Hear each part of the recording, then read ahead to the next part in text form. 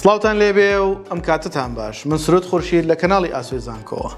بەردەوامی لە زنجیرە ڤیدیۆکانمان بۆ باسکردنی کەمترین کۆنمرەی وەرگیرا و لە زانکۆ پەیمانگەکانی هەرێمی کوردستان. تاوەکو بزانین بۆ ساڵی خوێندنی 2022-23 ئەو کۆنمرانەی کە هاتوونەتەوە لەم زانکۆ پەیمانگایانە چۆن بوونە. تاوەکو ئێوەی خۆشەویستیش لە کاتی پڕکردنەوەی فۆرمی زانکۆڵانی سوودی لێ ببینن ئەوە بینەری ڤیدیۆکانمان بن.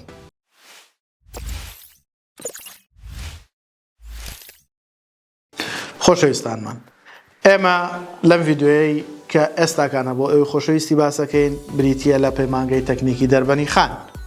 کەمترین کۆنمرەکانی بە زانکۆڵاین و پارالێل و ئێواران چەند هاتوۆتەوە؟ ئایا ئەو کۆنمرانە کە لە ساڵی 2022-23 هاتوۆتەوە بۆ ئەم ساڵیش هەمان شێوە ئەبێت یاخود گۆڕانکاری بەسەرادێت؟ تا کۆتای ڤیدیۆ بینەرمان بن بۆ ئەوی ئەو زانیاریانە وەربگرن. یەکەم بەشمان لە پەیمانگەی تەکنیکی دەربەندی خان بریتیە لە بەشی پەرستاری کە لقی زانستی وەرەگرێت. پارێزگاکەی بۆ زانکۆڵاین 76 واتە 76 وەرگرتووە. پارالێلی پارێزگا 72.286 و گشتێکەی 73.872. ئێوارانی پارێزگا 7.571 و گشتێکەی 73.571.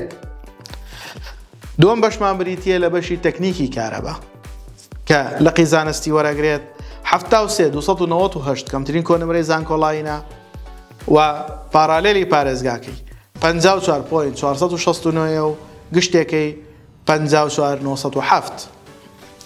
ژمێریاری سێم بەشمانە لە پەیمانگەی تەکنیکی دەربەنی خان کە لقی زانستیە 58.6 زانکۆڵاینەکەیەتی. پارالێلی پارێزگا 53.8 و گشتێکەی 55.2. ئێوارانی پارێزگا 52.41 و گشتێکەی 54.157. بەشی ڕووپێوی کە بەشێکی زانستیە واتە لقی زانستی وەرەگرێت 58.319 کەمترین کۆنمرەی وەرگیراوە لە زانکۆڵاین و 56.068 کەمترین کۆنمرەی پارالێلە بۆ پارێزگا. گشتێکەی بۆ پارالێل بریتیە لە 58.512. بەشی زانستی کۆمپیوتەر لە پەیمانگەی تەکنیکی دەربەنی خان لقێکی زانستیە زانکۆڵاینەکەی 58.193. پارالێلی پارێزگا 57.2 و گشتێکەی 59.541.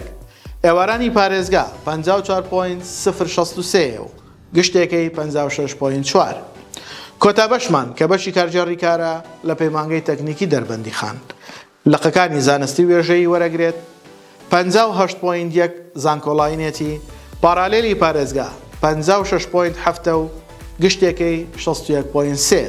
ئێوارانی پارێزگا 54.414 و گشتێکەی 56.599. خۆشەویستەکانم، ئەوەی کە باسمان کرد لەم ڤیدیۆدا بۆ ئەوی خۆشەویست بریتی بوو لە کەمترین کۆنمرەی وەرگیراو لە پەیمانگەی تەکنیکی دەربەنی خان. لێرەیە خاڵێکی ئەمێ ڕوونی بکەمەوە کە لە زۆربەی ڤیدیۆکانی دیکەشمانە باسمان کردووە.